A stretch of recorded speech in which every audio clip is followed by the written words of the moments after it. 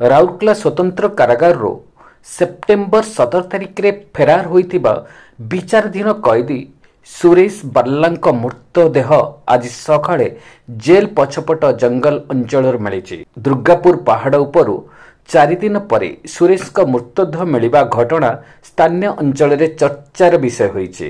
ସୂଚନା ପାଇବା ପରେ ଘଟଣାସ୍ଥଳରେ ପୋଲିସ ଏବଂ ସାଇଣ୍ଟିଫିକ୍ ଟିମ୍ ପହଞ୍ଚି ପ୍ରାଥମିକ ତଦନ୍ତ ଆରମ୍ଭ କରିଛନ୍ତି। ମୃତଦେହକୁ ଉଦ୍ଧାର କରି ପୋଷ୍ଟମର୍ଟମ ପାଇଁ ପଠାଯାଇଛି। ସୂଚନା ଅନୁଯାୟୀ ସୁରେଶ ବାର୍ଲା ଜୁଲାଇ ମାସରୁ କାରାଗାରରେ ଥିଲେ। ସେ ନିଜ ମାଙ୍କୁ ହତ୍ୟା ଉଦ୍ୟମ କରିବା ଅଭିଯୋଗରେ ବିଚାରାଧୀନ କଏଦୀ ଭାବେ ଜେଲରେ ଥିଲେ। ଗତ 17 ତାରିଖ ଦିନ ସକାଳେ ସେ ଜେଲର ପାଚେରୀ ଡେଇଁ ଫେରାର ହୋଇଯାଇଥିଲେ। ଏବେ ପ୍ରଶ୍ନ ଉଠୁଛି ଯେ କିପରି ଜେଲର ଉଚ୍ଚ ପାଚେରୀ ଡେଇଁ ପଳାଇଥିଲେ ଏବଂ କେଉଁ ପରିପ୍ରେକ୍ଷୀରେ ତାଙ୍କର ମୃତ୍ୟୁ ହୋଇଥିଲା। ଏ ବାବଦରେ ରଘୁନାଥପଲ୍ଲୀ ଥାନାରେ ଏକ ଅପମୃତ୍ୟୁ ମାମଲା ରୁଜୁ ହୋଇଛି।